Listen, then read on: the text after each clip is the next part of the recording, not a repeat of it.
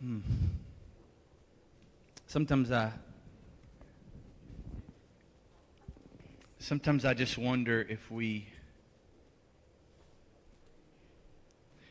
forgotten what we're doing here. You ever, as followers of Christ, you ever maybe feel like the church or Christians, or maybe even yourself, have just forgotten who we are and why we were created? Why do we do this thing called church?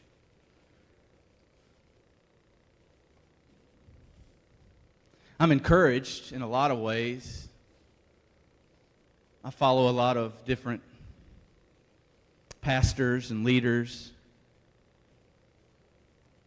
influencers. I'm encouraged.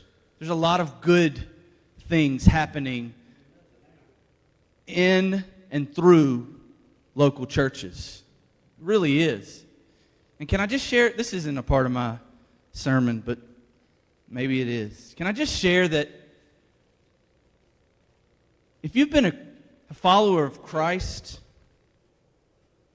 for, I would say probably 5 years or longer, and you've been a regular church attender, and you would call yourself a Christian, and in fact you are, can I just beg you, maybe even persuade you,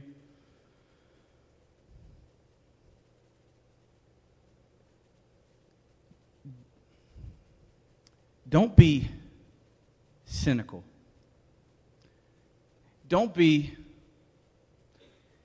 overly critical. Too many Christians, too many people who call themselves Christians have forgot the wonderful doctrine of grace.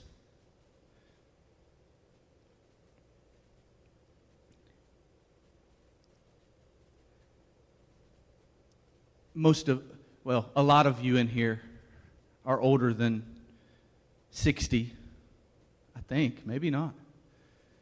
But there are some people older than 60, and so when I say the name Kanye, Kanye West, you may not know who that is, but according to men and women who are Kanye's close confidants, friends,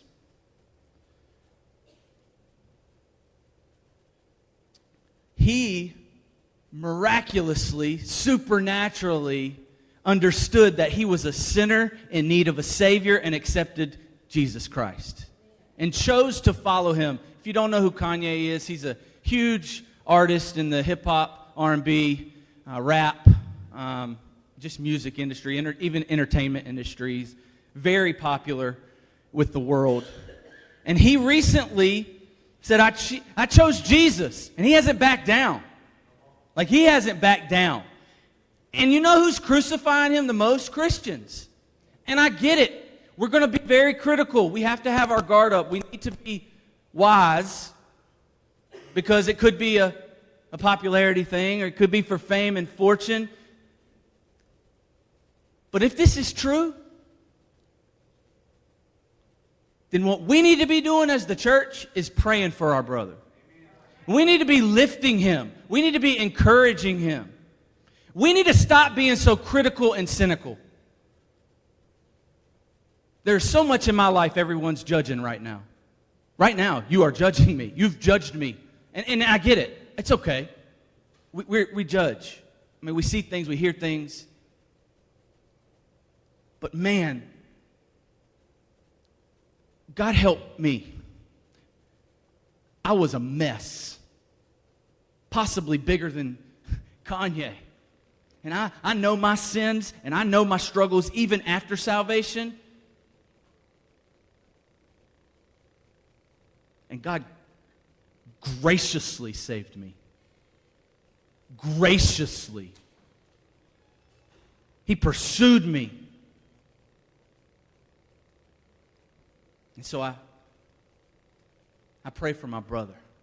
And I just say all that because in this church, I don't want us to be a body. I don't want us to be followers of Christ who go out of church and talk about how bad the music was, or how, why was he doing this, or why did this happen? Can you believe he said this? And yeah, I mean, Lord willing, I'm not going to preach heresy. I'm going to stay true to the Word. I'm going to preach the gospel. People are going to be saved because of who God is and not because of who Vision is or who I am. The Word is going to drive deep into people's hearts. But there might be a thing that I do or say that you don't like. And I'm okay with that, because there's going to be things you do and say that I don't like. And we are the church, and we need to be unified. Paul spends so much time talking about this unity thing. Not this go start another church or denomination or go church shop and hop. And I get it. Look, we're all looking for different things. I understand. But let's just look for Christ. Let's make sure He is preached, that the worship proclaims who He is, that the church is active in the community and in the world. And let's be edifying to each other, encouraging and lifting each other up. I mean, that's what we got to do, church.